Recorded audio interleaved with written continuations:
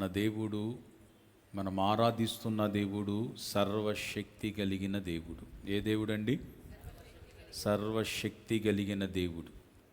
ఆయన ఎలాంటి పరిస్థితినైనా ఏం చేయగలడు? ఆయన చెప్పాలి, ఏం చేయగలడు? మార్చగలడు. ఎలాంటి పరిస్థితినైనా ఆయన మార్చగలడు. పడిపోయిన వారందరినీ ఉద్ధరించగలిగిన వాడు, దీనులను పెంట కుప్పల మీద నుండి లేవనెత్తి అధికారులతో కూడా ఉన్నతమైన సింహాసనమందు ఆయన వారిని కూర్చోబెట్టగలిగిన దేవుడు. లేదు అనుకున్న దానిని ఉన్నట్టుగా చేయగలిగిన దేవుడు.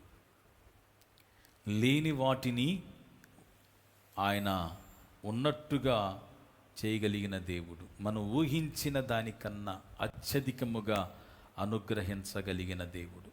మరణఛాయలలో బంధకాలలో బంధింపబడిన వారిని ఆయన విడిపించగలిగినటువంటి దేవుడు. అంత గొప్ప దేవుణ్ణి కలిగి ఉన్న మనం ధన్యులం. ఆయన కలిగినటువంటి వారు ఏ విషయములో కూడా కలత చెందరు.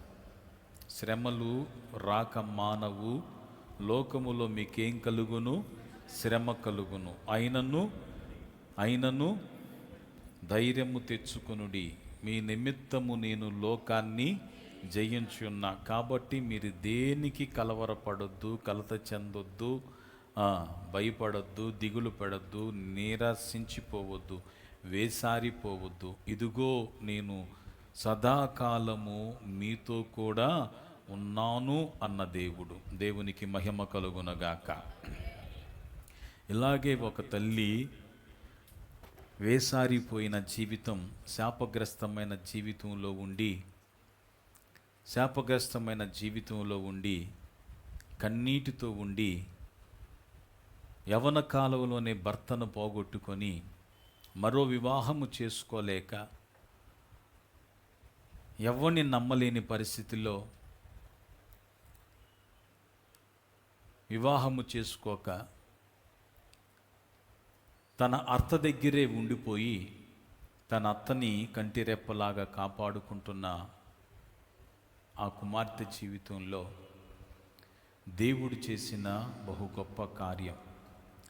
ఆమె అనుకుంది, ఏదేదో నాకు సహాయం చేస్తుంది, ఎవరెవరో నాకు తోడుగా నిలబడతారేమో అని అనుకుంది. కానీ ఏ ఒక్కరూ ఆమెకి సహాయం చేయలేదు. దేవుడే ఆమె జీవితంలో గొప్ప కార్యాన్ని చేశాడు. ఒకసారి ఒక మాటని మనం చదువుదాం.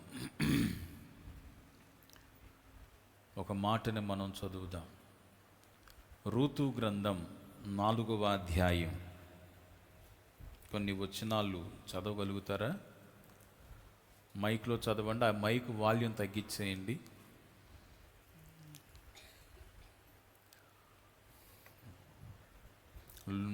రూతు గ్రంథం 4వ అధ్యాయం.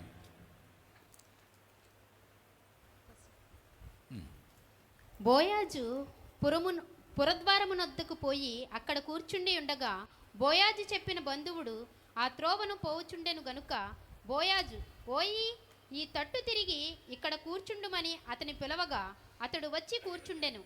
బోయాజు ఆ ఊరి పెద్దలలో 10 మందిని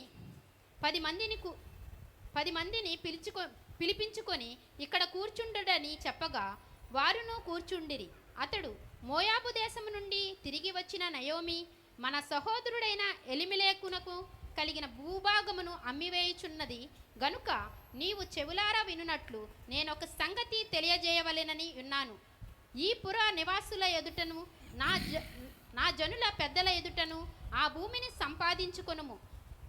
ఏమనగా దాన్ని విడిపించుటకు నీవు ఒప్పుకొనిన ఎడల విడిపింపుము, దాన్ని విడిపింప నొల్లని ఎడల అది స్పష్టముగా నాతో చెప్పుము. నీవుగాక దాన్ని విడిపింపవలసిన బంధువుడు ఎవడనూ లేడు, నీ తరువాతి వాడును నేనే అని బంధువునితో చెప్పెను. అందుకతడు, నేను విడిపించెదను అనెను. బోయాజు, నీవు నయోమి చేతి నుండి ఆ పొలమును సంపాదించు దినమున చనిపోయిన వారి పేరట అతని స్వాస్థ్యమును స్థిరపరచునట్లు చనిపోయిన వాని భార్య అయిన రూతు అను మోయాబీరాయులే అయిన యొద్దకు యొద్ద నుండి దాన్ని సంపాదింపవలెనని చెప్పగా ఆ బంధువుడు, నేను దానిని విడిపించుకొనలేను, నా స్వాస్థ్యమును పోగొట్టుకొందునేమో, నేను దాన్ని విడిపింపలేను గనుక నీవే నాకు ప్రతిగా బంధువుని ధర్మము జరిగించుమని చెప్పెను. ఇశ్రాయేలీయులలో బంధువు ధర్మమును గూర్చి గాని క్రయ విక్రమమును గూర్చి గాని ప్రతి సంగతియు స్థిరపరచుటకు పూర్వమున జరిగిన మర్యాద ఏదనగా, ఒకడు తన చెప్పు తీసి తన పొరుగువానికి ఇచ్చుటయే ఈ పని ఇశ్రాయేలీయులలో ప్రమాణముగా ఎంచబడెను. ఆ బంధువుడు, నీవు దానిని సంపాదించుకొనుమని బోయాజుతో చెప్పి తన చెప్పు తీయగా, బోయాజు ఎలిమెలేకునకు కలిగినది యావత్తును, కిల్యోనునకును మహలోనునకును కలిగినది యావత్తును నయోమి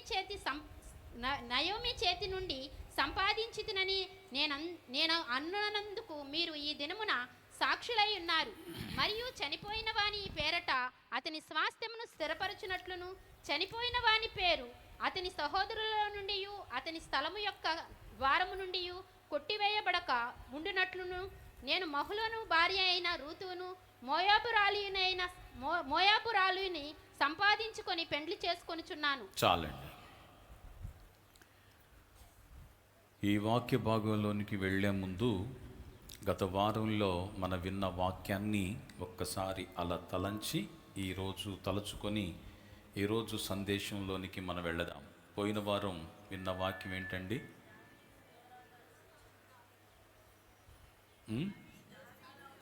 దావీదు యోనాతాను. ఇది ఎక్కువైపోయింది. దావీదు యోనాతాను ఏమి నేర్చుకున్నారు? నిజమైన స్నేహితుడు విడువక ప్రేమిస్తాడు. స్నేహం చేయటం తెలుసా మీకు? ఉన్నారా స్నేహితులు? ఉన్నారా? నాకు లేరు, అందుకనే. మీకున్నారా స్నేహితులు? ఉన్నారా? ఏంటి స్నేహం అంటే ఏంటి? చెప్పండి, స్నేహం అంటే ఏంటి? ఎవరిని స్నేహితులు అంటారు? సరదాగా కబుర్లు చెప్పేవాళ్ళ? స్నేహం అంటే ఏంటి? స్నేహం అంటే ఏంటి? మీకున్నారు స్నేహితులు, ఉన్నారు కదా. నాకైతే ఎవరు లేరు, నాకెవ్వరు లేరు స్నేహితులు, అందుకనే నేను చెప్పలేకపోతున్నా.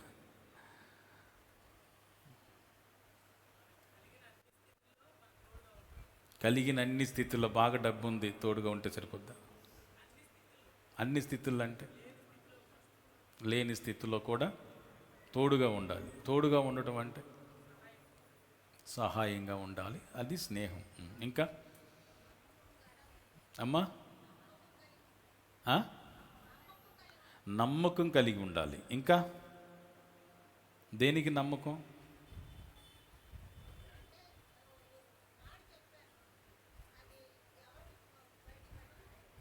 బయట పెట్టుకోకుండా మనసు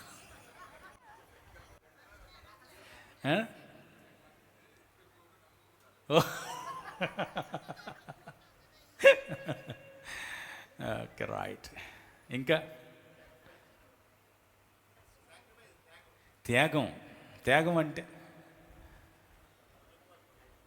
ఎప్పుడు చేయాలి? అవసరమైనప్పుడు త్యాగం చేయాలి. Okay, right. ఇంకా చాలా విషయాలు తెలిసింది మీకు.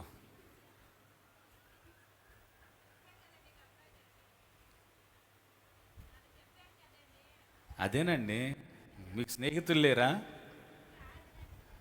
గొప్ప స్నేహితులు రాజ్యం ఉంది మీకు. ఓకే, విడిచిపెట్టుకోకుండా. రైట్. అయితే మీరు బాగా విన్నారు వాక్యం. ఇంకా నిబంధన అంటే, నిబంధన కలిగి ఉండటం అంటే నాకు అర్థం కాల. నిబంధన కలిగి ఉండటం అంటే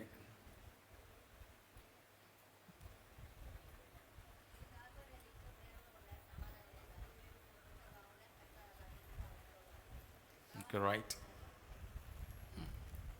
ఇంకా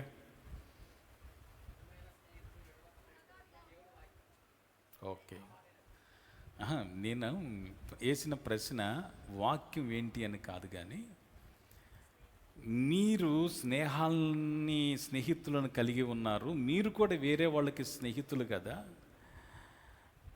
ఆ ఆ స్నేహం గురించి మీ అభిప్రాయం ఏంటి? అసలు ఎవరిని స్నేహితులు అంటారు? అంటే నేను వాక్యం విన్నాను కానీ నాకు స్నేహితులు లేరు. నేను దాన్ని ఎక్స్ప్లెయిన్ చేయలేను, ఎందుకంటే నాకు అంతగా స్నేహం చేయటం రాదు.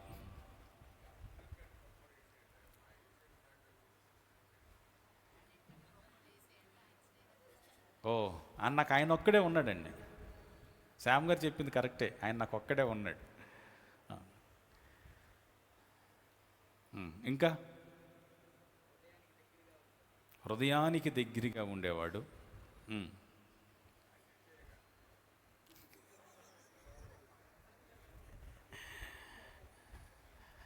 Okay, right. అంటే స్నేహంలో ఏముండాలి? స్నేహంలో ఏముండాలి? జాలి ఉండాలా, దయ ఉండాలా, ప్రేమ ఉండాలా, ఆప్యాయత ఉండాలా, సహనం ఉండాలా, త్యాగం ఉండాలా, ఇంకేం ఉండాలా? అర్థం చేసుకునే మనసు ఉండాలా. స్వార్థం ఉండాలా. స్వార్థం ఉంటుంది, స్నేహం కాదు, బిజినెస్ అయింది. స్వార్థం ఉంటే అది స్నేహం కాదు. నాకు తెలిసిన ఒక్క మాట చెప్తాను.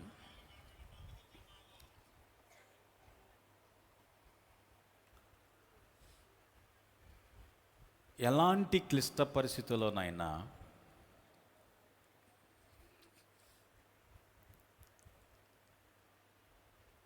ఆ వ్యక్తి యొక్క, నువ్వు ఎవరైతే స్నేహం చేస్తున్నావో ఆ స్నేహితుని యొక్క క్షేమము కోరి అతని ఎదుగుదలకి, అతని సంతోషానికి, అతని ఆనందానికి, అతని అభివృద్ధికి, అతడు అనుకున్న గోల్ని రీచ్ అవ్వటానికి నీ వైపు నుండి ఏ విధమైన స్వార్థము లేకుండా, ఏ విధమైన ఫలితము ఆశించకుండా, వాడు నిన్ను ప్రేమించినా ప్రేమించకపోయినా, నిన్ను గుర్తించినా గుర్తించకపోయినా, వాడు నీకు సహాయం చేసినా చెయ్యకపోయినా నువ్వేం చేయాలో తెలుసా?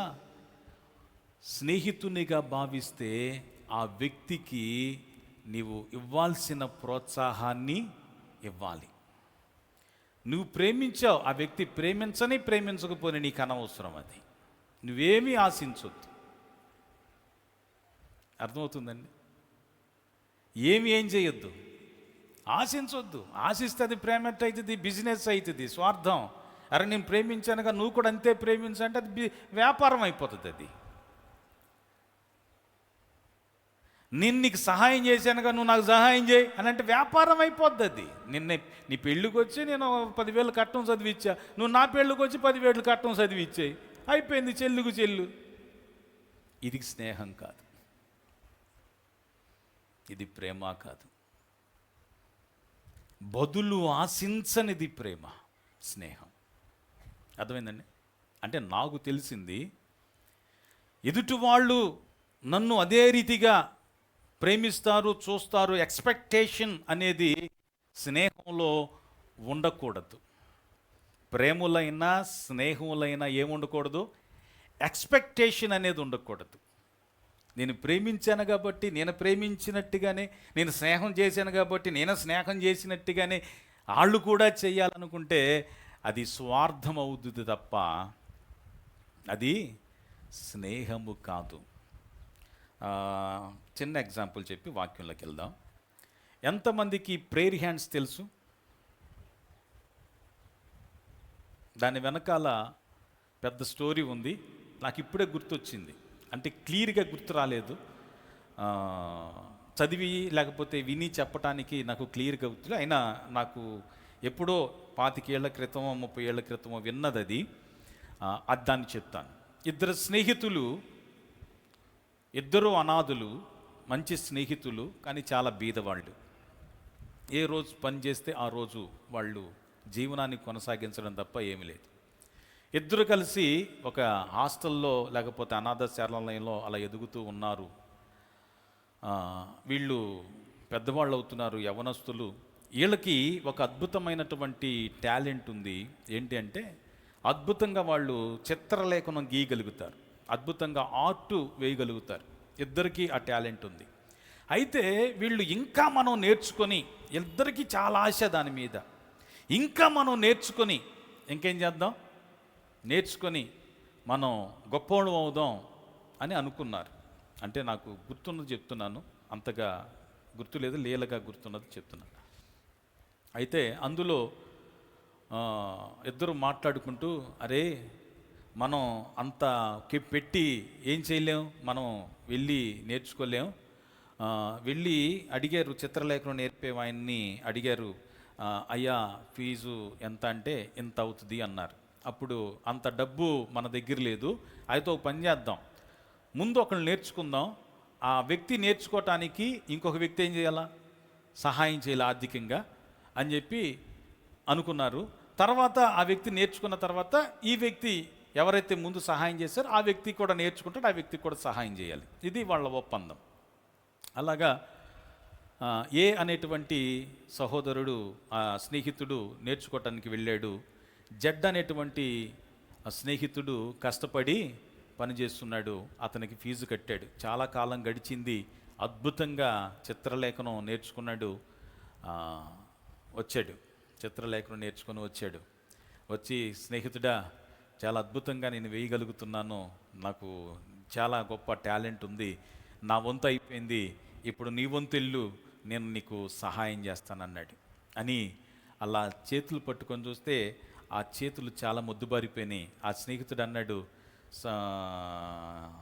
నా స్నేహితుడైన నా చెయ్యి కుంచె పట్టుకొని తిరగదు, ఎందుకంటే రాళ్ళు కొట్టి కొట్టి మూటలు మోసి మోసి మోటు పని చేసి నా చేతులన్నీ ఏమైపోయినాయి, సున్నితత్వాన్ని కోల్పోయి మొద్దుబారిపోయినాయి, చాలా హార్డ్ అయిపోయినాయి. ఇప్పుడు కుంచె పట్టుకొని నేనేం చేయలేను, ఇది నేర్చుకోలేను, చాలా సంతోషం, నువ్వు నేర్చుకున్నావు, నాకంతే చాలు అని అన్నాడు.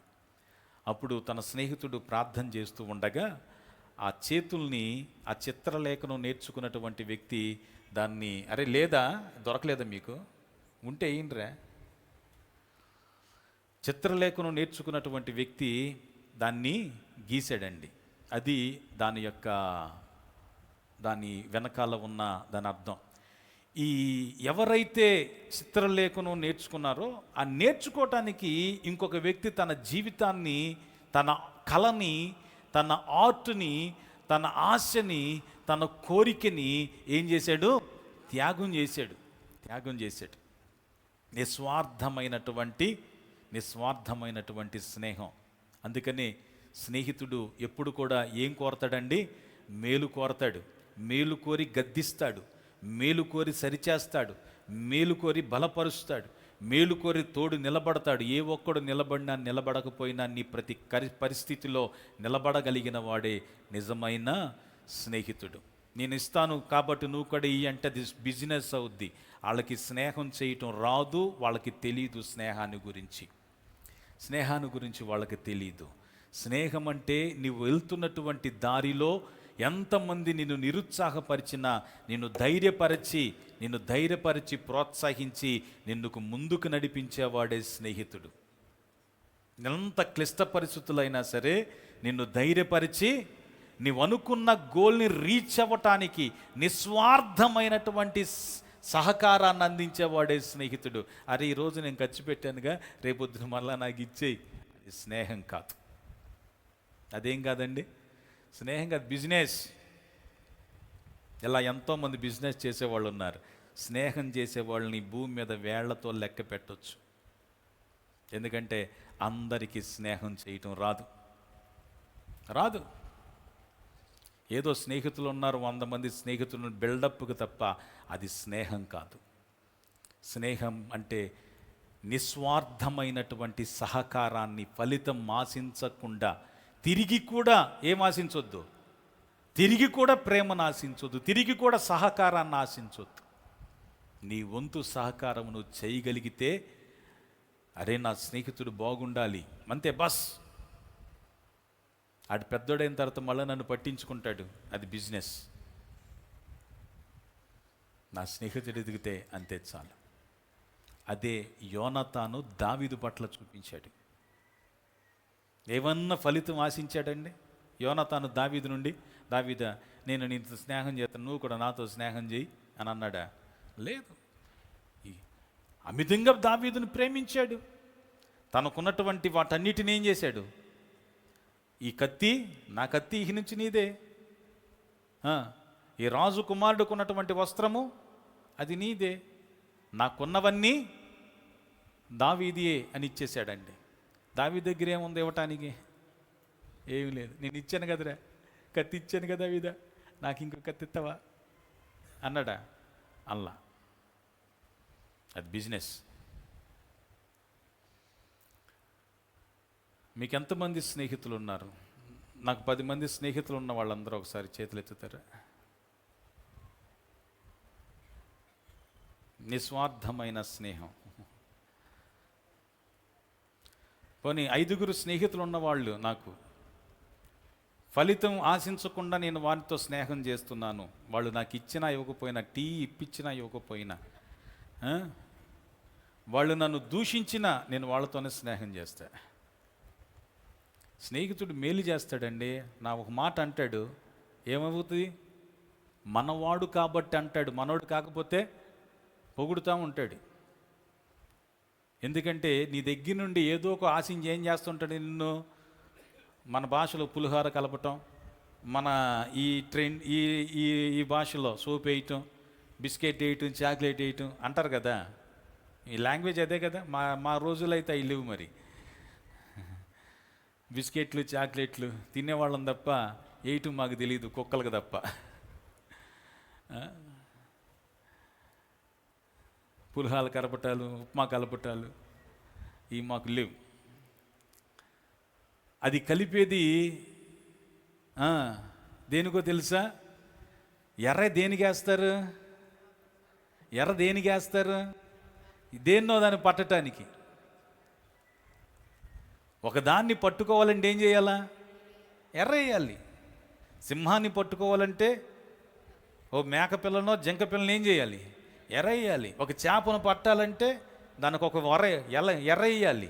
పిట్టలను పట్టాలంటే నూకల్ని జల్లాలి. ఏదో ఒక ఎర్రేస్తే తప్ప ఏమవో దొరకో.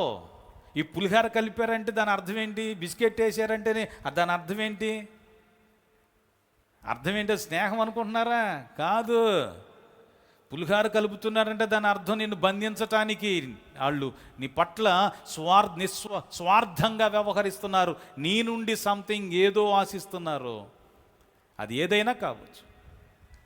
అది స్నేహం అని భ్రమపడి సంకలు కొట్టుకుంటే సాతాను యొక్క కబంధ హస్తాల్లో మోసపూరితమైన వాటిల్లో, స్నేహం అని మోసపూరితమైన వాటిల్లో బంధింపబడి నాశనం అయిపోయేది నీవే. అందుకే పులిహార కలిపే వాళ్ళకి దూరంగా ఉండండి, బిస్కెట్ వేసే వాళ్ళకి దూరంగా ఉండండి. అర్థమైందండి? అర్థమైందా? లేకపోతే నువ్వే నష్టపోయేది. రేపొద్దు నెత్తి నోరు బాదుకున్న నీకు దిక్కేవాడు ఉండడు. అర్థమైందా? అలాంటి పిచ్చి స్నేహాలు, ఒబ్బేసే స్నేహాలు చేయకండి. నిన్ను ఎంతసేపు పొగిడే స్నేహాలు పొగిడే వాళ్ళతో ఏం చేయొద్దు? స్నేహం చేయొద్దు. 4 తిట్టేవాళ్ళతో స్నేహం చేయండి. ఎందుకంటే వాడే నీ మేలు కోరుతున్నాడు. తిడుతున్నాడంటే దాని అర్థం ఏంటో తెలుసా?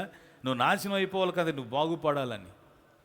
నిన్ను హెచ్చరిస్తున్నాడంటే దాని అర్థం ఏంటి తెలుసా? ఆడు నీ మేలు కోరాడు, నువ్వు బాగుండాలని కోరుకున్నాడు, అందుకని హెచ్చరిక చేస్తాడు.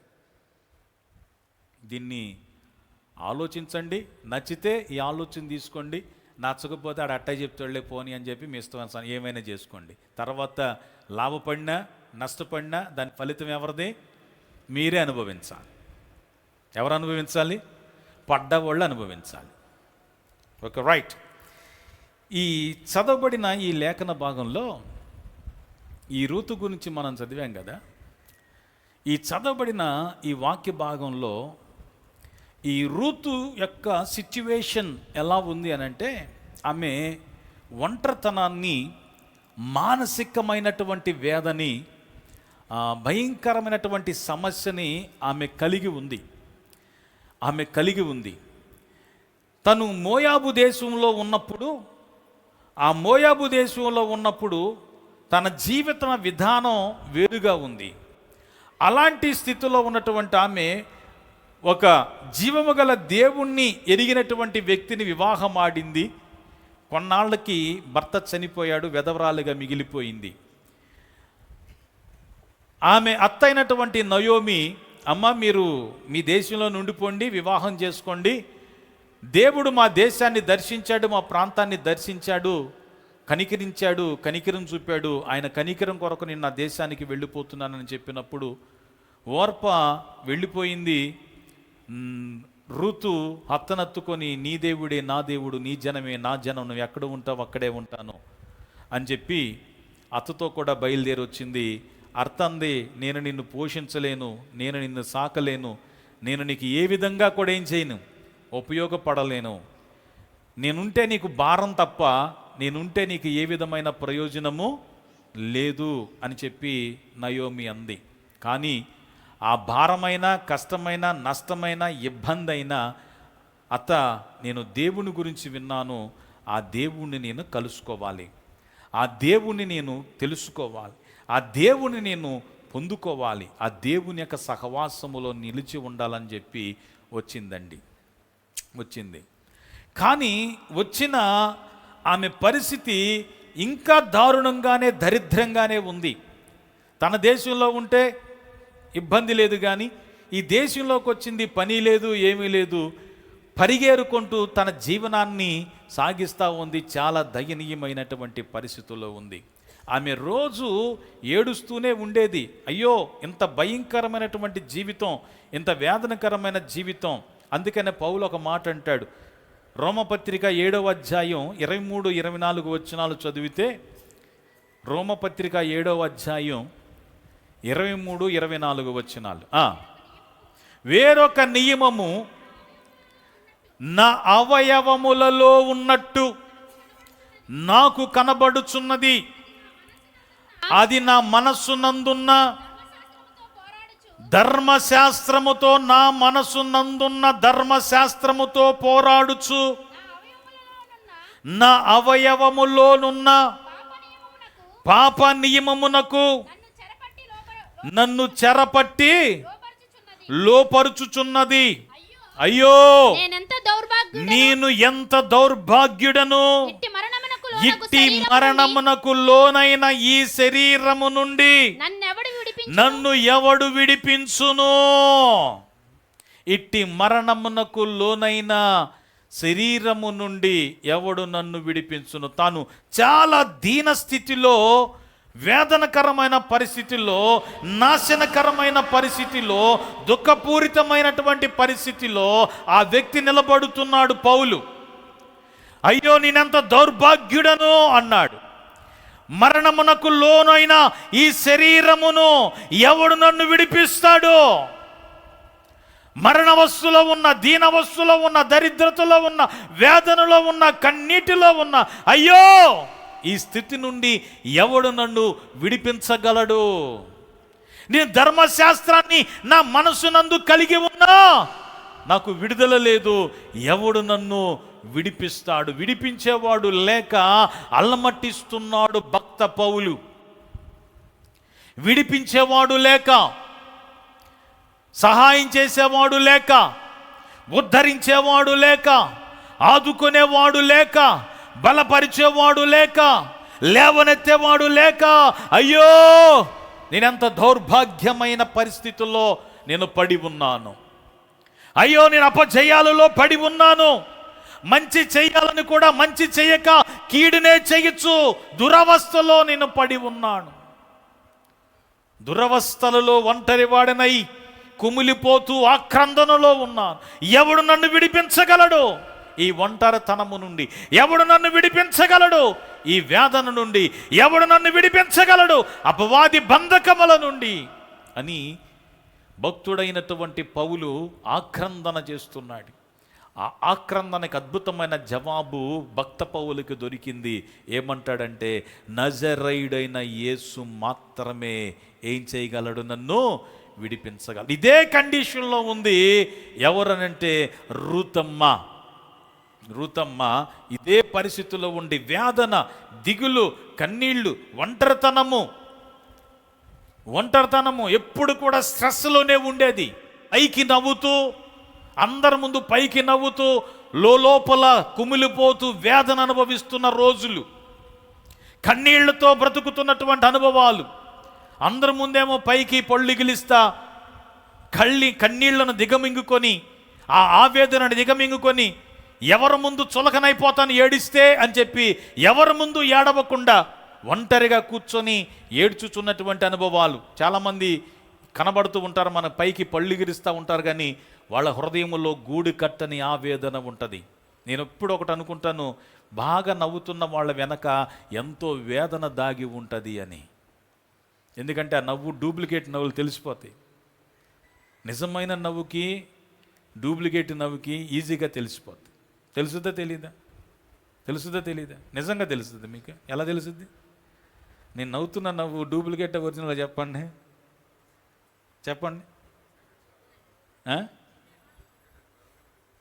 ఏదో అన్నారు శ్యామ్ గారు వినపడలా.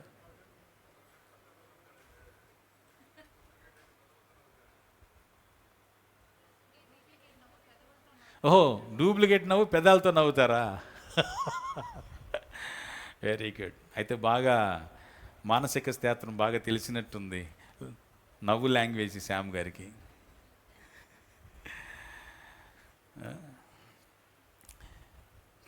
ఈ రూతమ్మ అనుభవం అదే. పైకి అందరి ముందు నవ్వుతూ కనబడుతున్న ఆ వేదన తను కలిగి ఉంది.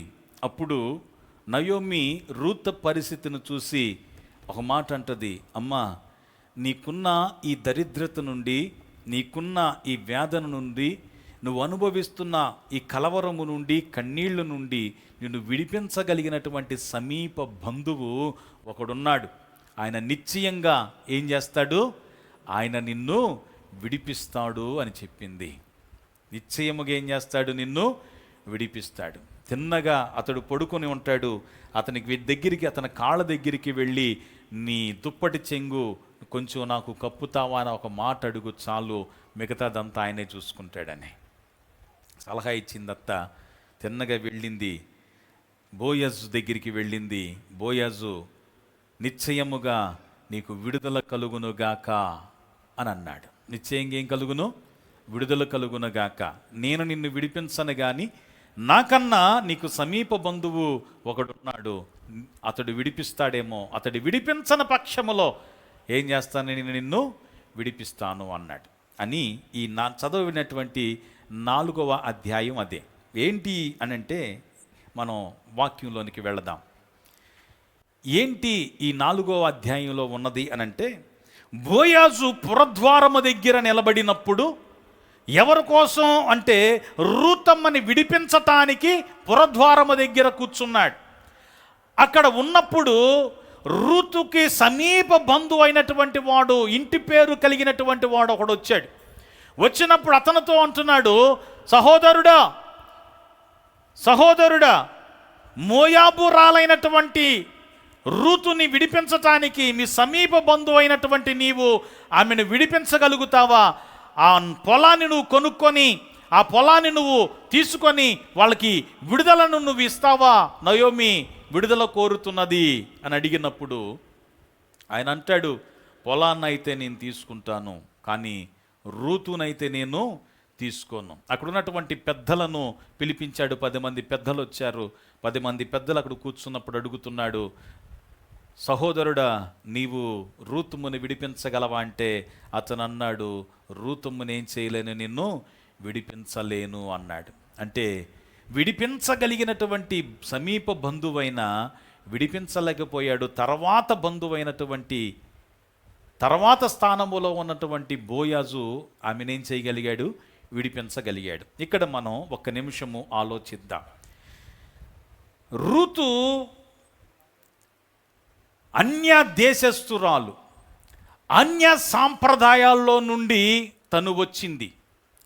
వచ్చినటువంటి ఆమెకు ఇప్పుడు విడుదల కావాలి, విడిపించేవాడు కావాలి. విడిపించేవాడు కోసము బోయాజు కలుగజేసుకొని అక్కడ ఉన్నటువంటి సమీప బంధువుని, అక్కడ ఉన్నటువంటి పెద్దలను పోగేసుకొని 10 మంది పెద్దలను పోగేసుకొని సమీప బంధువుని అడిగినప్పుడు వాళ్ళు అన్నారు, ఆయన అన్నాడు, నేను విడిపించలేను అని. ఈ వాక్యములో ఉన్న సారాంశం, ఋతు అన్య జనాంగములో నుండి వచ్చినటువంటి ఒక విశ్వాసి అయితే, ధర్మశాస్త్రము సమీప బంధువు అయితే, 10 మంది పెద్దలు 10 ఆజ్ఞలైతే, ఈ పదాజ్ఞలు ధర్మశాస్త్రాన్ని అడుగుతున్నాయి. ఆ వ్యక్తిని వ్యాధంలో నుండి విడిపించగలవా? ఆ వ్యక్తిని మరణంధకారములో నుండి విడిపించగలవా? ఆ వ్యక్తిని శాపములో నుండి ఓ ధర్మశాస్త్రమా నువ్వు విడిపించగలవా అనంటే, ఆ వ్యక్తిని నేను విడిపించలేను. ఆ వ్యక్తిని ఏం చేయలేను? నేను విడిపించలేను. ఏ ధర్మశాస్త్రం అయితే పౌలు మనసులో కలిగి ఉన్నాడో ఆ ధర్మశాస్త్రము పౌలుని ఏం చేయలేకపోయింది? మరణము నుండి విడిపించలేకపోయింది. ఇదే ఈ వాక్యంలో మనం పరిశుద్ధాత్మ దేవుడు మనకి నేర్పిస్తున్నటువంటి సత్యం. మనం అనుకుంటున్నాం ఏంటి ధర్మశాస్త్రము అనంటే ఆజ్ఞలతో కూడింది. మనం అనుకుంటున్నాం ఈ ఆజ్ఞలన్నీ పాటిస్తే మనకి రక్షణ అనేది, విడుదల అనేది ఆజ్ఞల బట్టి రాదు. దేని బట్టి వస్తుంది అనంటే దేవుని కృప మూలముగా. దేని బట్టి? కేవలము దేవుని కృప మూలముగా. ఆ ధర్మశాస్త్రం మూలంగా మనం రక్షించబడలేదు అని అంటాడు గలతీ పత్రికలో. ధర్మశాస్త్రం మనం రక్షించలేదు అని అంటది ఎఫెసీ పత్రిక, కొలస్సీ పత్రిక. మరి ఎలా రక్షించబడ్డాం? విశ్వసించుట ద్వారా, కృప ద్వారానే మనం ఏం చేయబడ్డాం? రక్షించబడ్డాం. ధర్మశాస్త్రాన్ని చిన్ననాటి నుండి అనుసరిస్తున్నటువంటి పౌలు, చిన్ననాటి నుండి ఆజ్ఞలను అనుసరిస్తున్నటువంటి పౌలు అన్నాడు మాట ఏంటంటే, అయ్యో ఇట్టి దౌర్భాగ్యమైన స్థితి నుండి నేనెంత దౌర్భాగ్యను, మరణముకును నోగులైన ఈ శరీరము నుండి ఎవడు నన్ను విడిపిస్తాడు అన్నాడు. అంటే ధర్మశాస్త్రం ఉంది కదా పౌలా నీకంటే, ధర్మశాస్త్రము వ్యాధం నుండి నన్ను విడిపించలేకపోయింది అన్నాడు. ఏంటి ధర్మశాస్త్రం? ఏదో చేసేస్తే ఏదో వస్తుందని ప్రయాసపడ్డారు, కానీ క్రియల మూలముగా అది కలగలేదు, కృప మూలముగానే కలిగిన. అర్థమైందండి? చాలామంది ఈ ధర్మశాస్త్రము కిందనే ఉంటారు. చాలామంది క్రైస్తవులు ఈ రోజున మనం అనుభవిస్తున్న ఈ క్షేమస్థితి మన భక్తిని చూసో, మన నీతిని చూసో, మన పరిశుద్ధతను చూసో కాలేదు.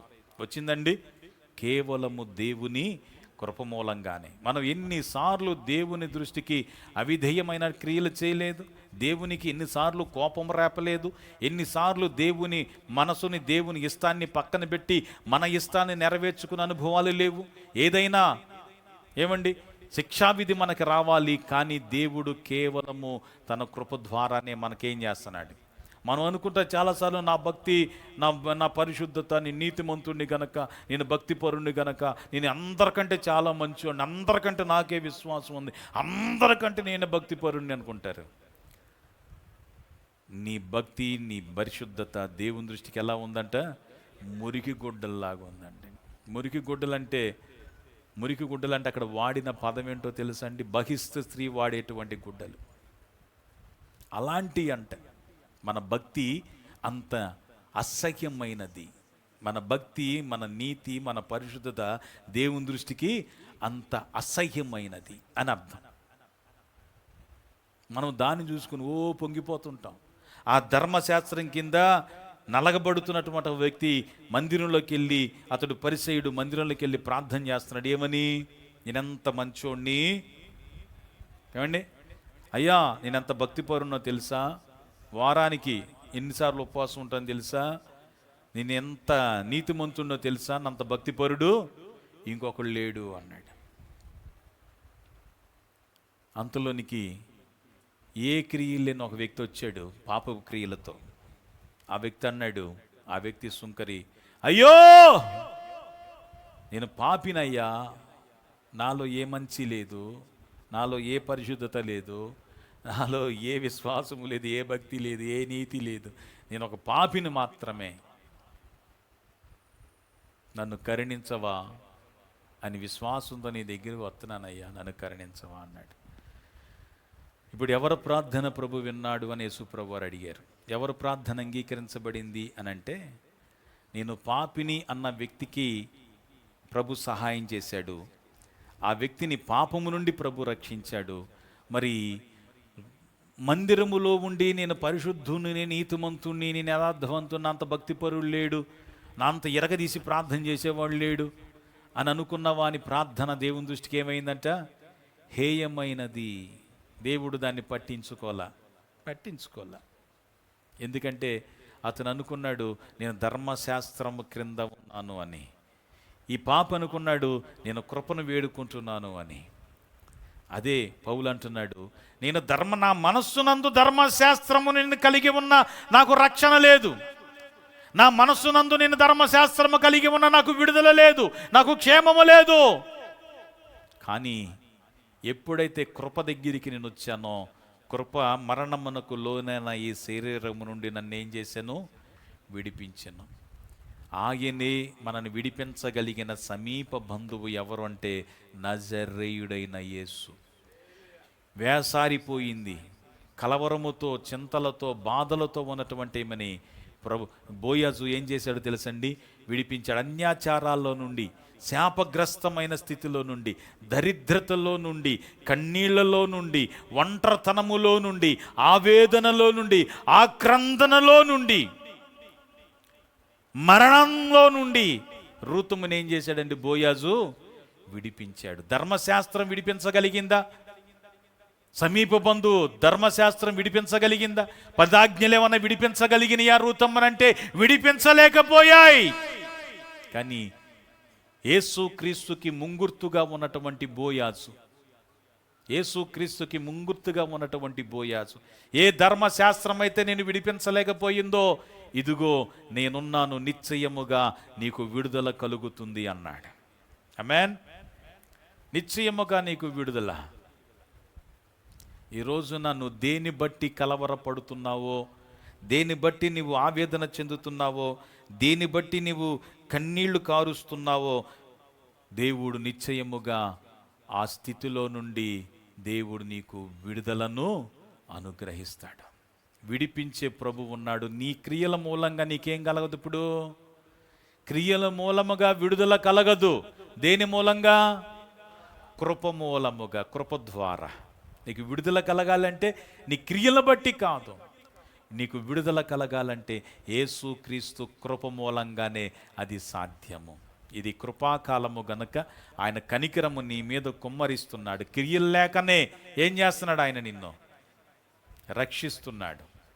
మనకు ఉండాల్సిన క్రియ ఒక్కటే, ఏంటంటే యేసుక్రీస్తుని నమ్మటం, విడిపించే యేసుక్రీస్తు వైపు చూడటం, విడిపించగలిగిన యేసుక్రీస్తు పాదాలను పట్టుకోవటం, విడిపించగలిగిన యేసునాథునికి వేడుకోవటం తప్ప మన మిగతా భక్తి, పరిశుద్ధత, నీతి, యథార్థత అనేటువంటి క్రియల మూలముగా దేవుడు మనకు విడుదల ఇవ్వటం లేదు, రక్షణ ఇవ్వటం లేదు. ఈ రోజున ఏ బంధకములో నువ్వు ఉన్నా, ఏ మానసిక క్షోభను నువ్వు అనుభవిస్తున్నా, ఏ విధమైన రోగములో నిన్ను అపవాది బంధించిన, నిశ్చయముగా నేను ప్రకటిస్తున్న యేసు నీకు నిశ్చయముగా విడుదలను ఆయన అనుగ్రహిస్తాడు. కేవలము ఆయన నీ మీద చూపిస్తున్న ప్రేమ అంతే. ఒక చిన్న మాట రూతమ్మ అడిగింది. రూతు ఏమనంటే, అయ్యా నీ చెంగు నా మీద కప్పవా అని, అంతే.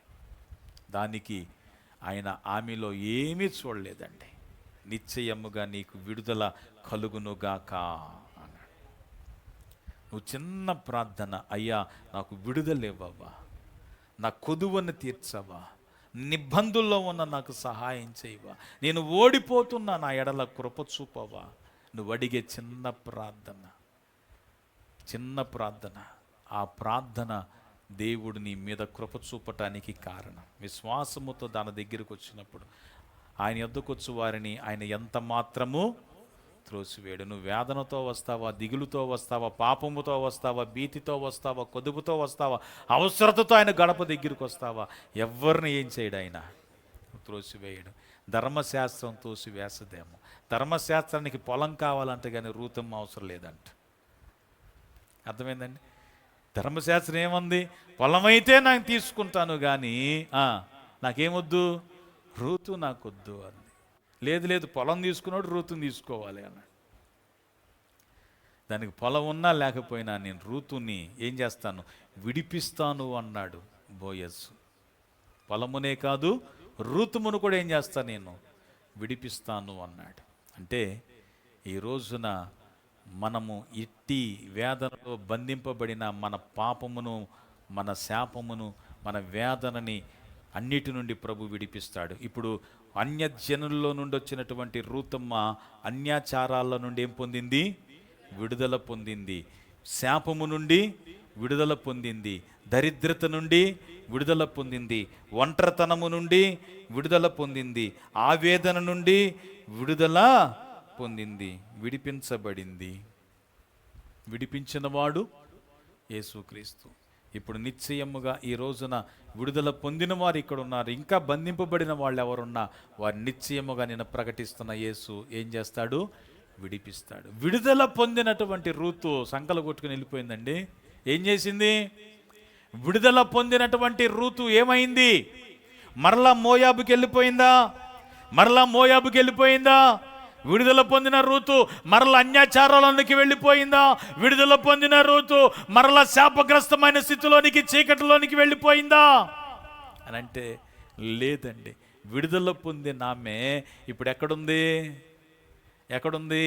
బోయాజుతో కూడా ఉంది. బోయాజు అడుగు జాడలన్నీ వెంబడిస్తుంది. ఒకటి బోయాజుని వివాహము చేసుకుంది, బోయాజుకు అడుగు జాడలను వెంబడిస్తుంది. ఇదిగో విడుదల పొందావు, ఇదిగో క్షమించబడ్డావు, ఇదిగో కనికరించబడ్డావు. విడుదల పొందిన నీవు, కనికరించబడిన నీవు, బహుఘోరమైన పాపములన్నీ కూడా క్షమించబడిన నీవు ఇప్పుడు ఏం చేయాలి? ఎవరైతే నిన్ను విడిపించారో ఆ విడిపించిన యేసు నాదుని ఏం చేయాలి? మానక వెంబడించాలి. మరలా విడుదల వచ్చింది కదా అని చెప్పి మరలా శపితమైన అనుభవాలోనికి వెళ్ళమని కాదు. రూతమ్మ అయితే మరలా తిరిగి శాపగ్రస్తమైన స్థితిలోనికి వెళ్ళలేదు, మరలా దరిద్రతలోనికి వెళ్ళలేదు, మరలా ఆచారాల్లోనికి వెళ్ళాల. ఈ రోజున చాలామంది క్రైస్తవులు రక్షించబడ్డామంటూనే, యేసుప్రభు వారి బిడ్డలం అంటూనే ఎన్ని ఆచారాలు ఉంటాయండి. అన్యాచారాలు ఎన్ని లేవండి? అవునా? ఉన్నాయా లేవా? వాళ్ళు ఇంకా విడుదల పొందారా? వాళ్ళు విడుదల పొందారా? విడుదల పొంది మరలా ఎక్కడికి వెళ్ళిపోతున్నారు? మరలా బందీకానంలోకి వెళ్ళిపోతున్నారు. ఆచారాల్లో బంధించబడి, శాపగ్రస్తమైన స్థితిలో బంధించబడి, ఏ ధర్మశాస్త్రం అయితే విడిపించలేకపోయిందో, ఏ ఆజ్ఞలైతే, ఏ ఆచారాలైతే, ఏ సాంప్రదాయాలైతే వారిని విడిపించలేకపోయాయో, యేసుక్రీస్తు తన కృప ద్వారా విడుదలిస్తే విడిపించలేకపోయిన ఆచారాలు మనకెందుకండి? రక్షించలేకపోయిన సాంప్రదాయాలు మనకెందుకండి?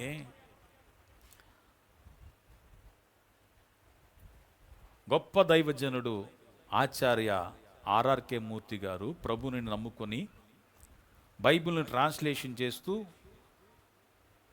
ట్రాన్స్లేషన్ చేసే క్రమంలో, అంటే ఆయన బాగా చదువుకున్నాడండి. బ్రిటిష్ వాళ్ళు ఆయన్ని మా బైబిల్ని తెలుగులో ట్రాన్స్లేషన్ చేస్తావంటే చేస్తానన్నాడు. ఆయన డబ్బులు ఇస్తారు కదా, చేస్తారు.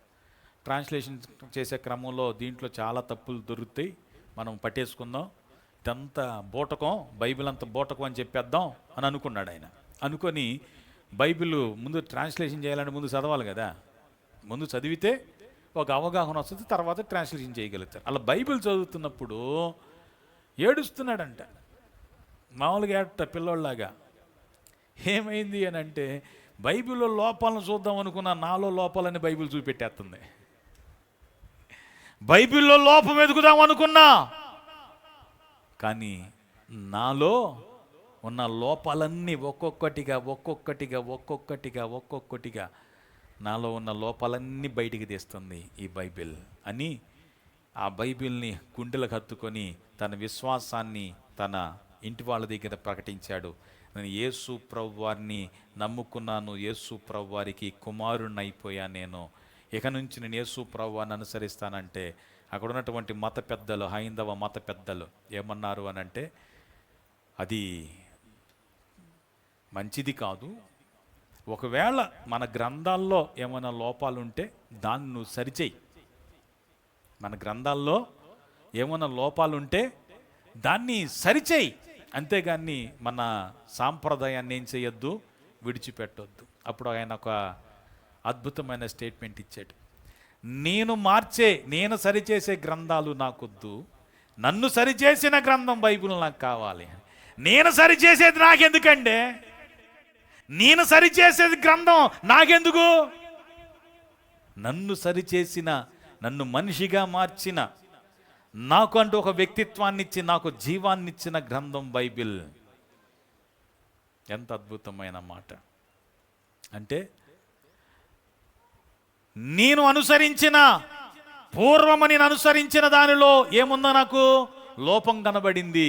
ఆ లోపాన్ని నేను సరిచేయను, నన్ను సరిచేసినటువంటి బైబిల్ నేను అనుసరిస్తాను అన్నాడు. తన విశ్వాసాన్ని ప్రకటించాడు అండి. అంటే మునుపు ఎందుకు రక్షించలేకపోయింది అది అని అంటే, దానిలో ఏముంది అన్నాడు ఆయన? లోపం ఉంది అన్నాడు ఆయన అన్నమాట. దానిలో నాకు లోపం కనబడింది, ఈ బైబిల్ నాలో ఉన్న లోపాన్ని తీసింది, నాలో ఉన్న లోపాలను తీసింది అన్నాడు. అంటే ఏ ఆచారం అయితే మనం రక్షించలేకపోయిందో, ఏ పద్ధతులైతే మనం రక్షించలేకపోయినాయో వాటిని అనుసరించటం అజ్ఞానము అని దాని అర్థం. మనల్ని విడిపించలేనివి, మనం రక్షించలేనివి, మనకు సహాయం చేయలేనివి, మనల్ని ఆదుకోలేనివి మనకు అవసరమా? అవసరమా? అవి అవసరము కాదు. ఎందుకంటే అవి మనకి ఏ విధంగా కూడా ఏం చెయ్యు, ఉపయోగపడవు. మరి ఉపయోగపడని ఆచారాలు ఎందుకు? మనకు సహాయం చేయలేని ఆచారాలు, సంప్రదాయాలు, కట్టుబాట్లు మనకెందుకు? మనలో ఉన్న వ్యక్తిత్వాన్ని, మనలో ఉన్నటువంటి ఏకత్వాన్ని, మనలో ఉన్నటువంటి ఐక్యతను పాడు చేసేవి మనకెందుకు? మన జీవితాన్ని కట్టేవి, మనలో ఉన్న వ్యక్తిత్వాన్ని కట్టేవి, మనల్ని రక్షించేవి, మనకు సహాయం చేసేవి కావాలి. అది నజరేయుడైన యేసు మాత్రమే అది చేయగలడు. ఆయన మన వ్యక్తిత్వాన్ని కడతాడు, మన ఒంటరితనము నుండి విడిపిస్తాడు, శాపం నుండి విడిపిస్తాడు, దరిద్రత నుండి విడిపిస్తాడు, మరణాంధకారములో నుండి, పాపాంధకారములో నుండి, నిత్య నరకము నుండి ఆయన మనల్ని విడిపిస్తాడు. అర్థమైందండి?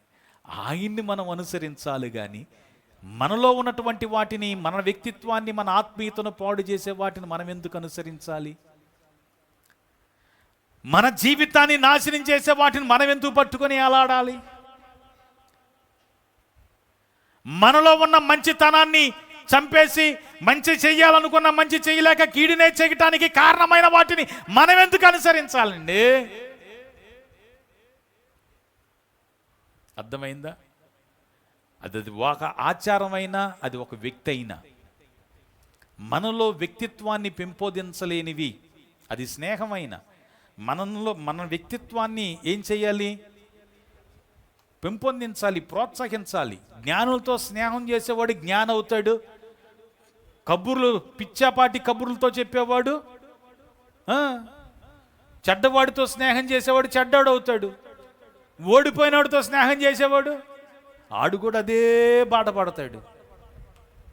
అర్థమైందండి? నీ స్నేహమే నీ జీవితాన్ని ఏం చేస్తుంది? నిర్ణయిస్తుంది. నువ్వు ఎవరితో స్నేహం చేస్తే అట్ట తయారవుతావు. నువ్వు ఎవరితో స్నేహం చేస్తే అట్టే తయారవుతావు. కొంతమందిని గమనిస్తూ ఉంటాను, ఒకప్పుడు ఉన్న యాటిట్యూడ్ ఆటోమేటిక్ ఏమవుతూ ఉంటుంది, ఒకప్పుడు ఉన్నటువంటి మాట తీరు ఇప్పుడేమవుతూ ఉంటుంది, ఒకడు ఉన్నటువంటి ఆలోచన విధానం ఇప్పుడేమవుతూ ఉంటుంది, మారుతూ ఉందనుకోండి. అప్పుడు అనిపిస్తుంది, ఓహో వీళ్ళు మారుతున్నారు అని అంటే వాళ్ళలో మార్పు తీసుకురాగలిగినటువంటి వాళ్ళతో ఏం చేయగలుగుతున్నారు వాళ్ళు. వాళ్ళ స్నేహం వీళ్ళ మీద ఏమవుతుంది? ప్రభావితం చూపిస్తుంది. వాళ్ళ స్నేహం ఏమవుతుంది? ప్రభావితం చూపిస్తుంది. అందుకనే మనుషులు అంటారు మారిపోయారు అంటారు. సింపుల్గా ఎందుకు మారిపోయారు? నిన్ను మార్చగలిగింది ఏదో ఉంది, వారితో నువ్వు స్నేహం చేస్తావు, అందుకేమైపోయావు? మారిపోయావు.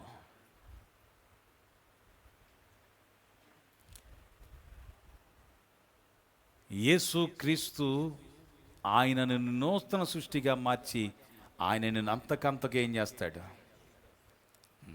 నిన్నుగానే ప్రేమించిన వాడు ఆయన. అరే నువ్వు మంచోడు అయిపో, అప్పుడు నేను నిన్ను ప్రేమిస్తాను, నిన్ను రక్షిస్తాను అనలా.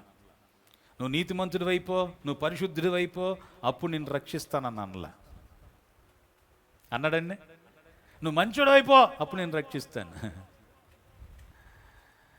నేనింక నువ్వు పాపినై ఉండగానే, నేనింక నువ్వు ఆయనకు శత్రువునై ఉండగానే, నేనింక నువ్వు బలహీనుడనై ఉండగానే ఆయన ఏం చేశాడు? నన్ను ప్రేమించాడండి. నేను మంచోడిని అయితే అయిన తర్వాత నన్ను ప్రేమించలేదు, చెడ్డోడినైనా నన్ను ప్రేమించి మంచోడిగా మార్చాడు అంతే. నేను మంచోడి ఎలా మారాను? ఆయనతో స్నేహం చేస్తుంటే ఆయనకి లాగా మారాను అంతే.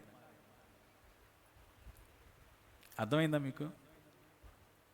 ఇప్పుడు నువ్వు మంచోడుగా ఉండాలి అనంటే, నువ్వు పరిశుద్ధినిగా ఉండాలంటే, నువ్వు నీతిమంతునిగా ఉండాలంటే, నీ భక్తి భావాలు కలిగిన వాడిగా ఉండాలంటే నువ్వు ఎవరితో ఉండాలి? యేసయ్యతో ఉంటే ఆయన స్నేహం నేను అలా మార్చేస్తుంది అంతే. కొంతమంది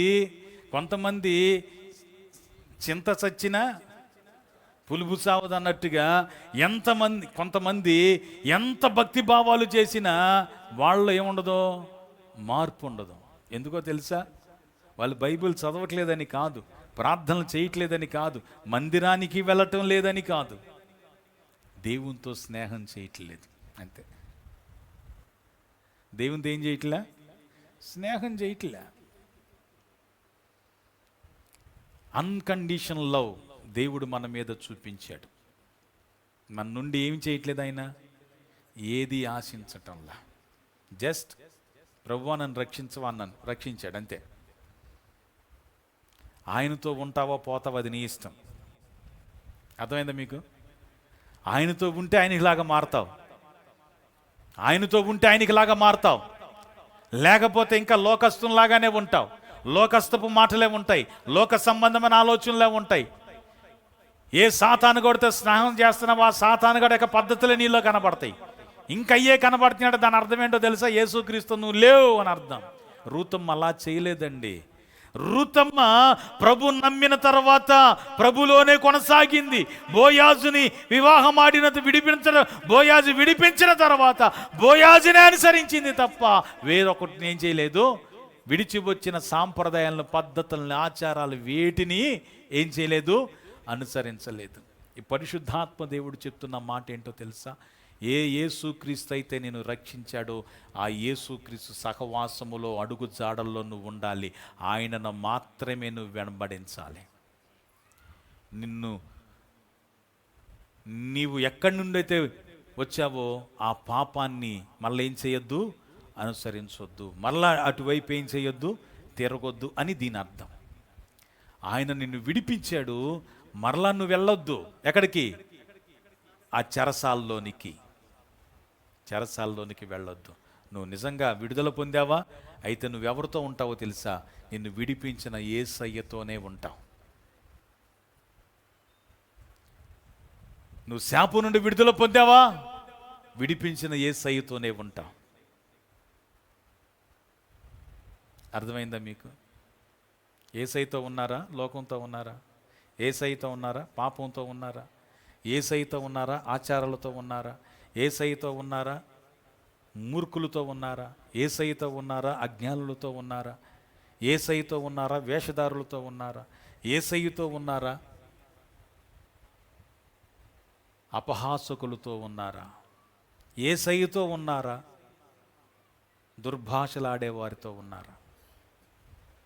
మీరెవరితో ఉన్నారనేది మీ మాట, మీరెవరితో ఉన్నారనేది మీ క్రియ, మీరెవరితో ఉన్నారనేది మీ వేష భాషలు, మీరెవరితో ఉన్నారనేది మీ జీవితం విధానం తెలిసిపోతుంది. ఎవరితో ఉంటే వాళ్ళకి లాగుంటావు. అర్థమైందండి? ఎవరితో ఉంటే వాళ్ళకి లాగుంటావు. దీన్ని బట్టి నువ్వెవరితో ఉన్నావో నీ మాట ఒక నిమిషం మాట్లాడితే చాలు నువ్వెవరితో ఉన్నావో తెలిసిపోతుంది. ఒక్క నిమిషం 2 అడుగులు నీతో వేస్తే చాలు నువ్వెవరితో ఉన్నావో తెలిసిపోతుంది. అవసరమా? విడిపించిన ప్రభుని పక్కన పెట్టి లోకంతో గడపటం అవసరమా? అందుకని ఈ వాక్యంలో మనం చూస్తున్నాం, ఇదిగో విడుదల పొందావు, ఇక మీదట నీ అడుగులు ఎటుండాలా? యేసు యొక్క సహవాసములోనే ఉండాలి. హానోకు ఎవరితో నడిచెను? యేసుతో కూడా నడిచాను, దేవునితో కూడా నడిచాను. 300 సంవత్సరాలు ఎవరితో నడిచాడంట? దేవునితో కూడా నడిచాడు, నడిచాడు, నడిచాడు. నడుస్తూనే కనపడకుండా వెళ్ళిపోయాడు దేవునితో కూడా. తనకి భార్య ఉంది, తనకి కుటుంబం ఉంది, అయినా కూడా ఎవరితో నడిచాడు? ఈ రోజున నువ్వు దేవునితో నడుస్తున్నావమ్మా? రక్షించబడిన ఓ తల్లి తండ్రి దేవునితో నడుస్తున్నావా? నేను మారు మనసు పొందాను అనుకున్నా, నువ్వు దేవునితో నడుస్తున్నావా? నడిస్తే నీ మాట మారాలిగా, నడిస్తే నీ క్రియలు మారాలిగా, నడిస్తే నీ బ్రతుకు మారాలిగా, నడిస్తే ప్రభుతో నడిస్తే నీ మనస్సు మారాలిగా, నీ బుద్ధి మారాలిగా, నీ ఆలోచన మారాలిగా. ఇంకా మారకుండా ఏ దరిద్రపు అలవాట్లు ఎలా ఉన్నాయి అంటే నువ్వు ఆయనతో నడవట్లా, నటిస్తున్నావు, నడుస్తున్నావు, అబద్ధం చెప్తున్నావు. అబద్ధికులందరూ భయంకరమైన అగ్ని గంధకాలలో పాలు పంపులు పొందుతారు. క్రైస్తవ జీవితం అంటే నటనా జీవితము కాదు. నటించేవాడు దేవుని రాజ్యములో ప్రవేశించలేడు. వేశ్యనైనా క్షమిస్తాను కానీ వేషధారిని క్షమించను అన్నాడు. వేష అయితే డైరెక్ట్ బోర్డు పెట్టేద్ది, ఇక్కడ వేశ్యావృత్తి జరుగును అని. కానీ వేషధారి అమ్మో నాంత భక్తిపరులు లేడా అంటాడు, యానకొడుకు గోతులు తవ్వుతూనే ఉంటాడు. నాంత మంచోడు లేడు అంటూనే వేరే వాళ్ళకి పులిహార కలుపుతూ ఉంటాడు. నాంత భక్తిపరులు లేడు అంటూనే వేరే వాళ్ళ కాపురాల్లో చిచ్చు పెడతా ఉంటాడు, వేరే వాళ్ళని రెచ్చగొడతా ఉంటాడు, అన్యాయం చేస్తూ ఉంటాడు, అక్రమం చేస్తూ ఉంటాడు, అబద్ధాలు ఆడుతూ ఉంటాడు, మోసం చేస్తూ ఉంటాడు. పైకి మాత్రం నంత భక్తిపరులు లేడు అని అంటాడు. అది వేషధారి. వేషధారులు పరలోక రాజ్యంలో ప్రవేశించలేరు. వేషధారి తినేసి మూతుడుచుకొని నేను తినలేదు అని అంటదంట. సామెతల గ్రంథంలో ఉంది, చదివారు ఎప్పుడన్నా? తిని మూతు తుడుచుకొని నేను ఎరుగను అని అంటదంట. అది వేషధారణ, అబద్ధపు జీవితం. ఇదిగో ప్రభు నిన్ను శాపము నుండి, దరిద్రత నుండి, వేదన నుండి, అబద్ధముల నుండి, మోసము నుండి, అన్యాయము నుండి, అక్రమాల నుండి, చెడుతనము నుండి, దుష్టత్వము నుండి, దరిద్రత నుండి, ఒంటరితనము నుండి, ఆవేదన నుండి, లోకం, పాపం, శాపం, మరణం అంతటి నుండి ఆయనకు విడుదలిచ్చాడు. ఇదిగో విడుదల నొందితివి. ఇక మీదట నీ అడుగులు ఎవరితో? యేసుతోనే నడుస్తున్నావా? మీరే డిసైడ్ చేసుకోండి. ఒక్కసారి రూతుమ్మను అడిగితే ఏమంటుందో తెలుసా? నన్ను విడిపించిన బోయాజే నాకన్నీ, ఆయన మార్గాన్నే నేను అనుసరిస్తాను, ఆయన కోరుకున్నట్లుగానే నేనుంటాను, నేను కోరుకున్నట్లుగా ఉండను, ఇంకా ఆయన ఏం కోరుకుంటాడో అలా ఉంటా. మరి నీకు ఇష్టాలు రేవా రూతమ్మ అంటే? నాకు ఉన్న ఇష్టాలు, నా ఇష్టాలు నన్నేం చేయలేకపోయాయి, రక్షించలేకపోయాయి. నా ఇష్టాలన్నీ నా జీవితాన్ని అదో పాతాళానికి నెట్టేశాయి. అందుకని నా ఇష్టము నా జీవితాన్ని నాశనం చేసింది. గనుక ఇక మీదట నా ఇష్టము లేదు. ఎవరిష్టము? నా జీవితాన్ని కట్టే బోయాజిష్టమే నా ఇష్టం. నన్ను నిలబెట్టిన బోయాజిష్టమే నా ఇష్టం. నాకు సహాయము చేసిన బోయాజిష్టమే నా ఇష్టం.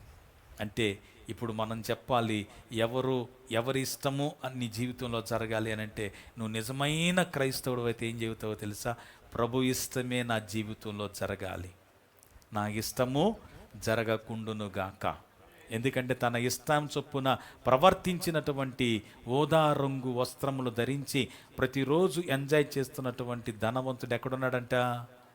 అగ్నిలో యాతన పడుతున్నాడు. అబ్రహామును అడుగుతున్నాడు, తండ్రివైన అబ్రహామ, లాజర్ను పంపించి ఏలు కొనతో ఒక్క డ్రాపు నీటి బొట్టు నా నాలుగు మీద వేసి చల్లార్చమనంటే అన్నాడు అబ్రహాము, కుమారుడా, భూలోకంలో ఉన్నప్పుడు నీ ఇష్టం వచ్చినట్లు నువ్వు బ్రతికావు, నీ ఇష్టం వచ్చినప్పుడు నువ్వు మాట్లాడావు, నీ ఇష్టం వచ్చినట్లు నువ్వు ప్రవర్తించావు, నీ ఇష్టమైనటువంటి బట్టలు వేసుకున్నావు, నీ ఇష్టమైనటువంటి పదార్థాలు తిన్నావు, నీ ఇష్టమైనటువంటిగా నువ్వు జీవించావు. అందుకని ఇప్పుడు యాతన పడుతున్నావు. కానీ లాజరు ఉన్నాడే, తన ఇష్టాన్ని పక్కన పెట్టి దేవుని ఇష్టమే తన జీవితంలో జరగాలని కోరుకున్నాడు. దరిద్రుడిగా ఉన్న దేవుని ఇష్టానికే లోబడ్డాడు. ఇప్పుడు మీ ఇష్టము జరగాల, దేవుని ఇష్టం మీ జీవితంలో జరగాల, మీరే డిసైడ్ చేసుకోండి. నిజమైన క్రైస్తవులు, విడుదల పొందిన నిజమైన క్రైస్తవులు అనే మాట ఏంటంటే, ప్రభువా నా జీవితములో నీ ఇష్టమే జరుగునుగాక. ఏ వ్యాధి నుండి అయితే విడుదల పొంది దేవుని బోయాజకి ఇష్టాన్ని అనుసరించి నడుస్తుందో ఆమెని దేవుడు పరిగేరుకునే పొలానికి ఏం చేశాడండి? యజమానురాలను చేశాడు. దేనికి యజమానురాలను చేశారు? ఏ పొలములో అయితే పరిగేరుకుందో ఆ పొలానికి యజమానురాలు చేశాడు. అంటే దాని అర్థం ఏంటో తెలుసా? ఎప్పుడైతే బోయాజు యొక్క ఇష్టాన్ని ఋతుము నెరవేరుస్తుందో బోయాజు అన్నాడు, నావన్నీ నీవి. ఇదే యేసుక్రీస్తు కూడా అనే మాట. బుద్ధి జ్ఞానముల సర్వ సంపదలు ఎవరిలో ఉన్నాయి? యేసుక్రీస్తులో ఉన్నాయి. ఎప్పుడైతే నువ్వు యేసుక్రీస్తులోనికి నువ్వు వచ్చావో, ఆయన అనుసరిస్తున్నావో, ఆయన ఇష్టాన్ని అనుసరిస్తున్నావో, ఆయన ఏమంటాడు తెలుసా? నా కుమారి, నా కుమారుడా, నా బిడ్డ, నావన్నీ నీవి అని అంటాడు. నావన్నీ నీవి. ఇప్పుడు యేసుక్రీస్తులు ఏమున్నాయి?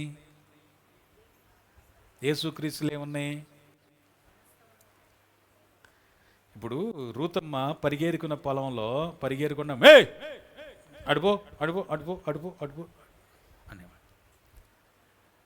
అయ్యా కొద్దిగా అడుపో అమ్మా, తర్వాత రా, నువ్వు ముందు అడుగు సోపు, ముందు మా పని చేసుకొని మా పనికి అడ్డం అడుపో అని ఉంటారు.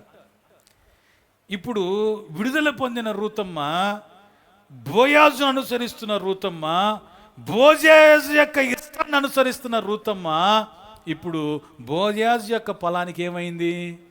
యజమానురాలైంది. ఇప్పుడు తిన్నగా రూతమ్మ అక్కడికి వెళ్తే ఇప్పుడు వాళ్ళందరూ ఏమంటారు?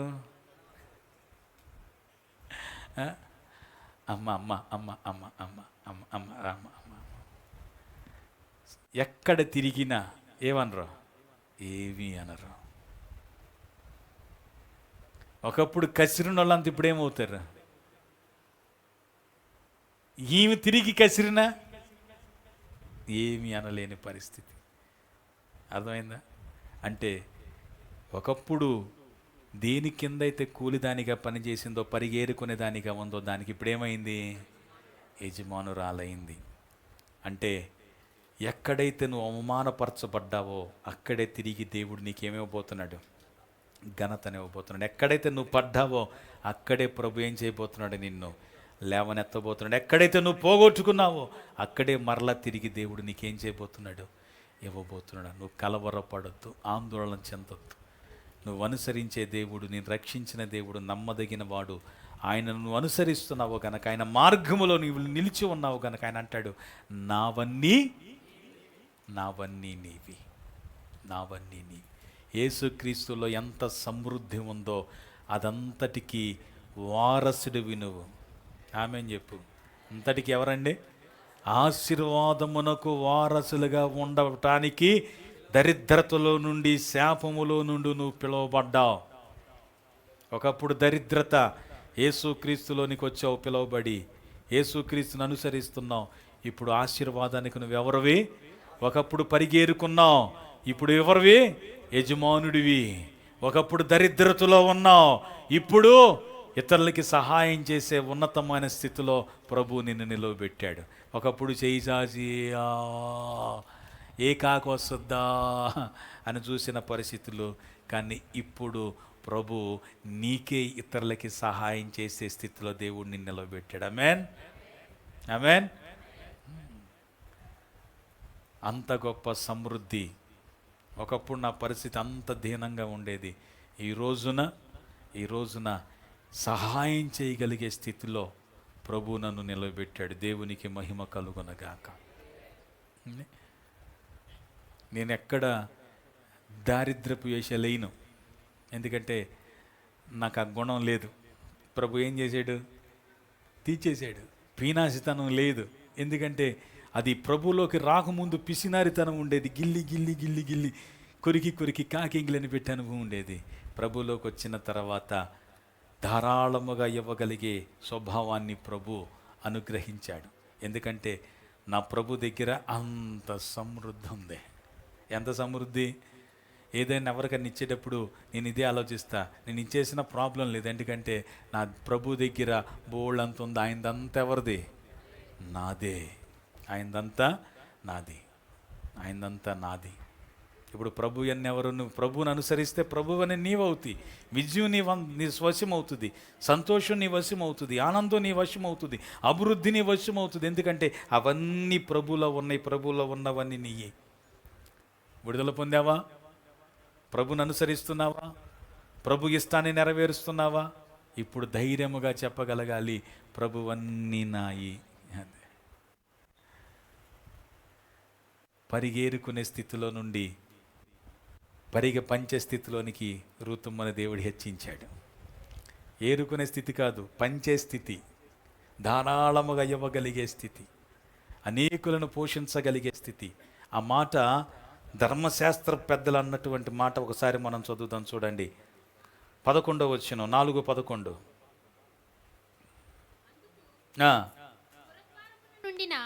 ప్రజలందరూ పెద్దలను మేము సాక్షులము యెహోవా నీ ఇంటికి వచ్చిన ఆ స్త్రీని ఇశ్రాయేలీయుల వంశమును వర్ధిల్ల చేసిన రాహేలును పోలిన దానిగాను లేయాను పోలిన దానిగాను చేయునుగాక. ఎఫ్రాతాలో నీవు క్షేమాభివృద్ధి కలిగిన వాడవై బెత్లెహేములో నీవు ఖ్యాతి నొందుదువుగాక. చాలండి.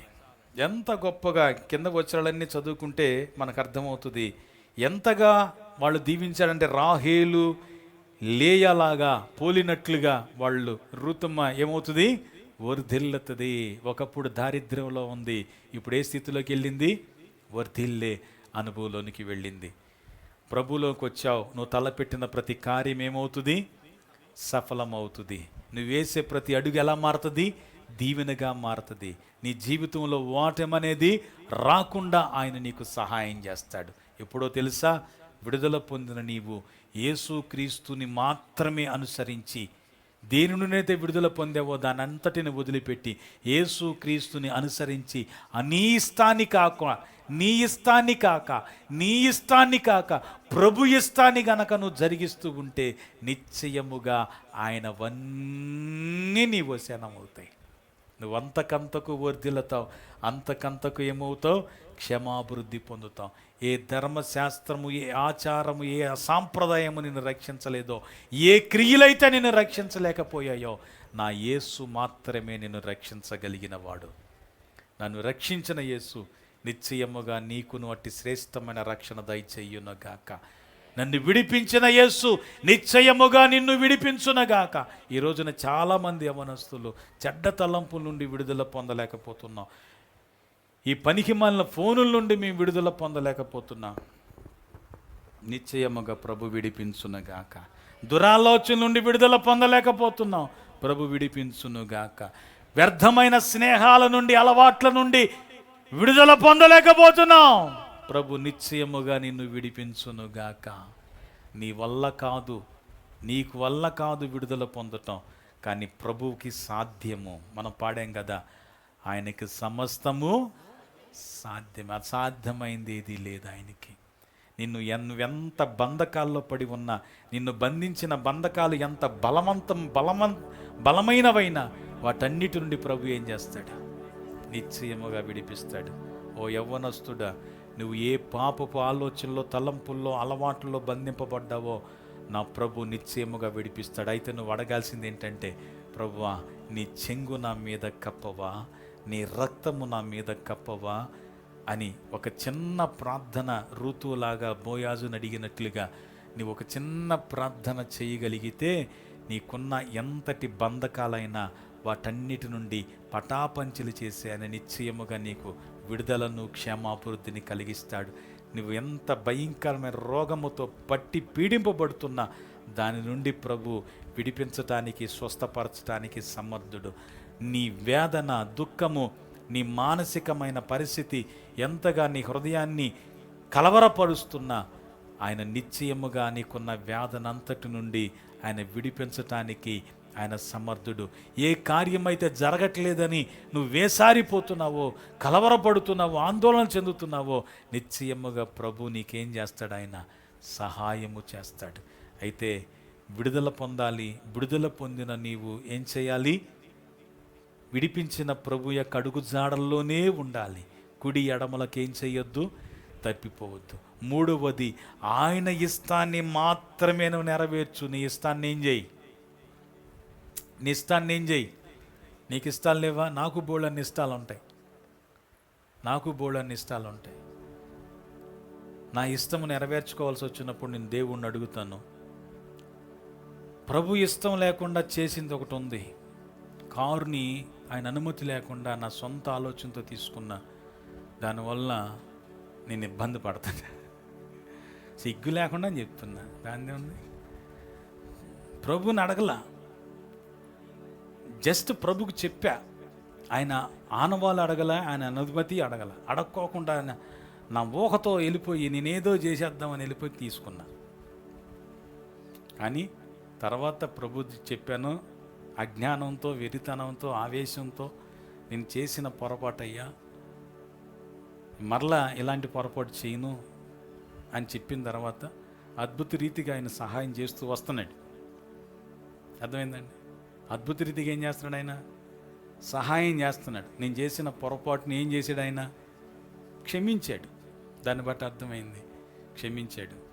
మళ్ళీ ఇంకోటిది అడుగుతున్నా, దాని విషయంలో ఆయన అనుమతిస్తే అది నేను చేస్తాను. Okay, right. ఆయన అనుమతి లేకుండా కాలు కూడా, యోసేపు గురించి రాయబడుతుంది. రాజైనటువంటి ఫరో ఏమన్నాడు? యోసేపు అనుమతి లేకుండా చెయ్యైనా, కాలైనా, చేతి వేలైనా ఏం చేయకూడదు? కదలకూడదు అని ఆర్డర్ వేసాడు. యోసేపు అనుమతి లేకుండా ఏది కూడా ఏం చేయకూడదు? కదలకూడదు. అంటే దాని అర్థం ఏంటంటే, ఇప్పుడు ప్రభులోకి వచ్చావు, ప్రభు తన అనుమతి లేకుండా కన్ను కూడా కదపటానికి వీల్లేదు. ప్రభు అనుమతి లేకుండా ఎవరితో ఏం చేయొద్దు నువ్వు.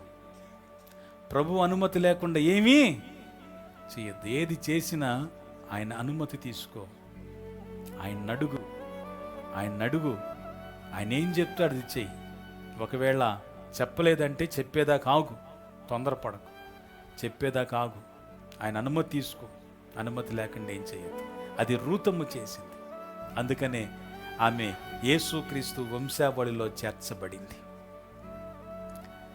నీవు కూడా ఆయన అనుసరిస్తూ ఆయన అడుగుజాడల్లో గనక ఉంటే నీవు కూడా యుగయుగాలు ప్రభుతో కూడా రాజులైన యాజక వంశములో నువ్వు ఉండువుదువుగాక. ఏ వంశంలో ఉంటావు? రాజులైన ఏ వంశం అండి ఇది? రాజయాజక పరిచర్యను. ఈ అనుభవంలోనికి ప్రభు మనల్ని ఏం చేశాడు? నడిపించాడు. ఆమేన్. ఇప్పుడు మీరందరూ ఎవరు? రాజులైన. దరిద్రం ఉంటుందా రాజులకి? కొరత ఉంటుందా? ఇబ్బంది ఉంటుందా? ఓటమి ఉంటుందా? ఓడిపోయే రాజులు వేరు. మన రాజు మరణాన్ని జయించి తిరిగి లేచిన రాజు. మనకేముండదు? ఓటమి ఉండదు. ఆయన అంటాడు, లోకములో మీకు పోరాటాలు ఉంటాయి, అయినా మీరు ఓడిపోరు. మీ నిమిత్తం నేనేం చేశాను? జయించేశాను. మీరు పోరాడండి అంతే, కానీ ఓడిపోరు. లోకములో మీకు పోరాటం ఉంటుంది, కానీ ఓడిపోరు. ఓడిపోను అన్న వాళ్ళందరూ బిగ్గరగా దేవుని స్తోత్రం చెప్పండి. ఆయన నిన్ను ఎన్నటికీ ఓడిపోనివ్వడు ఆయన. అదేనమ్మా, ఏ కొదువుతో వచ్చావో ఆ కొదువ నిశ్చయముగా తీర్చబడుతుంది. తీర్చేవాడెవరు? ఆయన. విడిపించేవాడెవరు? నీ కన్నీళ్లు తుడిచేవాడెవడు? నీ ఒంటరితనం నుండి విడిపించేవాడెవడు? నీకున్న పోరాటం నుంచి జయమిచ్చేవాడెవరు? నువ్వు కోరుకున్నట్లుగా కార్యాన్ని జరిగించేవాడెవరు? క్రెడిట్ అంతా ఎవరికి? ఆయనకి మాత్రమే. ఎవరు కూడా ఆయన క్రెడిట్ ఏం చేయదు. తీసుకోవద్దు, ఎవ్వరు తీసుకోవద్దు. ఆయన క్రెడిట్ ఆయనకు మాత్రమే చెందునగాక. ఆమేన్. ఆమేన్. ప్రార్థన